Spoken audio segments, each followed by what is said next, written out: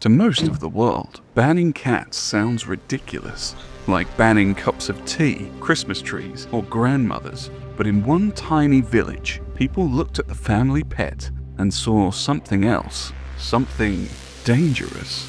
In 2018, the small coastal village of Omaui, New Zealand, made headlines after putting forth a plan to ban domestic cats. The plan was simple. Remaining pet cats would be required to be microchipped, neutered, and registered with local authorities. Once a current pet passed away, residents would not be permitted to replace them, and those who refused to comply would receive a formal notice to remove their cat, with seizure by the council as an absolute last resort.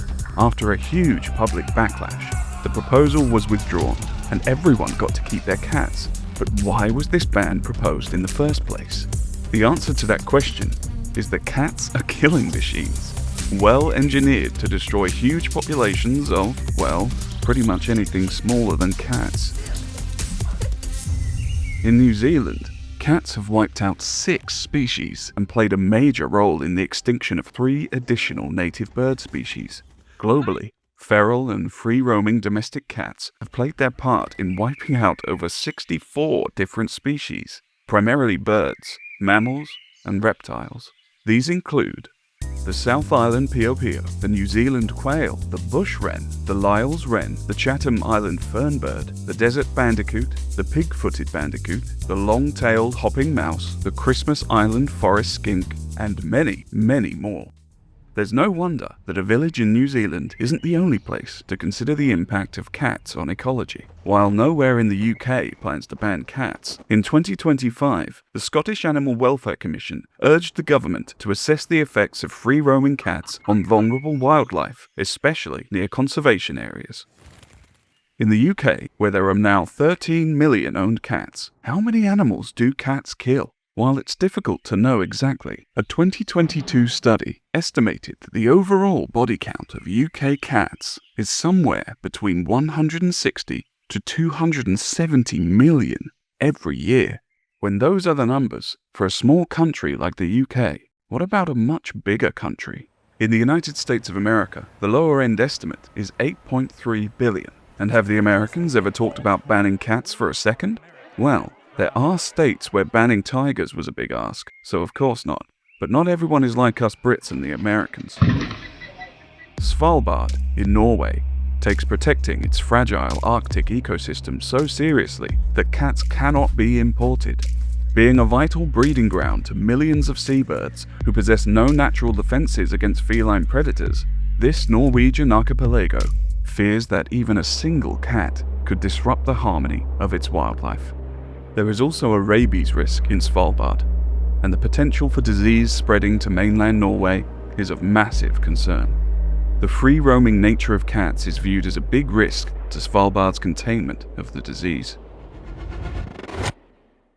Lord Howe Island in Australia is also a place which upholds a cat ban. In the late 1970s, the population of the endemic flight bird, the woodhen, was rapidly declining on the island, with only 20 remaining.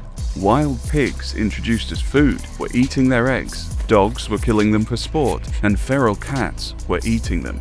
In 1980, 180 wild pigs were tracked and shot, dogs were strictly controlled, and 80 feral cats were trapped. It wasn't until 1982 that the island introduced a ban on domestic cats, with existing desexed pets allowed to remain until they die. By 2004, the island was cat-free, and today, the woodhen population is well over 1,600 birds. This is a familiar story across Australia. In 2022, the staff at Christmas Island National Park claimed their effort to remove 300 feral cats from the island had saved 15,000 native animals. The feral cats on Christmas Island had been targeting giant geckos, birds, and the critically endangered flying foxes. And just listen to what this Australian Threatened Species Commissioner had to say about it. In the 1 hour we sit here talking, there will be over 175,000 native animals killed by feral cats, which stacks up to 1,533,000,000 per year. Other than the USA, Australia is beaten only by China, with an insane 12 to 31 billion annual estimation. Out of the 25 countries who conducted studies on this topic, Only 10 of them included annual estimates regarding the overall body count. While there is no way of knowing what the true body count is, adding up the low end of these estimates will give us some idea. 22,776,000,000. And when the global cat population is thought to be between 600 million to 1 billion, we can reasonably estimate that for every cat on planet Earth, at least 37 animals die every year. Also, considering that the average cat lives for 12 to 17 years, we can reasonably estimate that at least 455 animals die for every cat life lived. But remember, this is based on estimates from only 10 countries. We are missing 185 countries' worth of cat kill estimates. What we can be sure of is that other than humans, cats sit at the top of the land mammal predation league in terms of volume. When you take insects out of the equation, they are the clear winner, and it's not even close. I suppose it's because cats exist in every corner of the planet. In nearly every instance, they are an invasive element placed there by man. Of course, we are the ones to blame for their unbelievable reign of terror. In our defense, at the time humans were shipping them around the globe, we didn't realize they possessed some of the most ecologically damaging eating habits ever recorded.